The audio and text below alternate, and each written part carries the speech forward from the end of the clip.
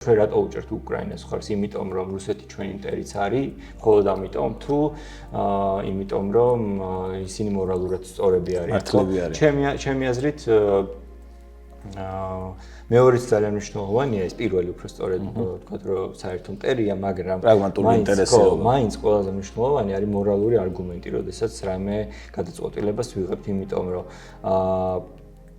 მხოლოდ პრაგმატულად მიდგომამ შეიძლება საბოლოო ჯამში დაგვაზიანოს და რაღაც ჩვენ სწორ მორალურ პრინციპებს არ დაუფუძნეთ ჩვენი წარმოდგენები პოლიტიკაზე, საერთაშორისო ურთიერთობებზე.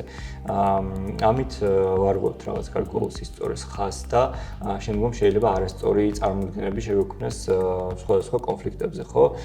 და ამ შემთხვევაში, ისრაელის შემთხვევაში არასწორი მიდგომა და არასწორი პოლიტიკა, რასაც ბევრი პროისრაელის აკეთებს, არის ისტორია და ისტორიაზე ხაზგასმა. და ეს ისტორია არ იწყება 48-ში, ეს ისტორია იწყება 2000 წლის წინ, ხო, რაზეც არის საუბარი და შეგვიძლია ამაზე ხო, ისტორია